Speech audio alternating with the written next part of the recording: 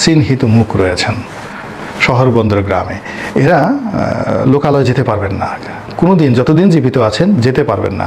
তো আপনি লোকালয়ে যেতে পারছেন না, পাবলিক ফাংশনে যেতে পারছেন না, আপনি নিউ ইয়র্কে থাকেন, দিল্লিতে থাকেন, দিল্লিতে থাকেন, কলকাতায় থাকেন, তো সেখানে আপনি লোক সমাজে যেতে পারছেন না, বাংলাদেশে আসতে পারছেন না, তাহলে আপনার এই পবিত্র মুখ আর পবিত্র কণ্ঠ দিয়ে আপনি কেন আওয়ামী লীগকে আবার নতুন করে দুর্গন্ধ যুক্ত করছেন এবং মাঝে মধ্যে টেলিভিশনে এসে এই আওয়ামী লীগের সর্বনাশ ঘটাচ্ছেন? এই বিষয়টা আওয়ামী লীগের যারা ত্যাগী নেতাকর্মী তারা কিন্তু সহজভাবে নিচ্ছে না। So it's a good sign. রাজনীতি পরিবর্তনশীল একটা বিষয়, এখানে পরিবর্তন হাওয়া সবসময় বইতে থাকে, আর সেই হাওয়ায় কারা পাল তুলতে পারে সেটাই দেখার বিষয়। আল্লাহ আমাদের সবাইকে হেদায়েত দান। দেশবাসী, আপনারা যে যেখান থেকে ভিডিওটি শুরু থেকে শেষ পর্যন্ত দেখেছেন আপনাদেরকে অসংখ্য ধন্যবাদ জানাই। আর যারা এই ধরনের নিউজ লাইভ দেখতে ভালোবাসেন তারা অবশ্যই ইউটিউব চ্যানেলটি সাবস্ক্রাইব করে রাখবেন আর এই ভিডিওটি শেয়ার করে অপর ভাইকে দেখার সুযোগ করে দেবেন।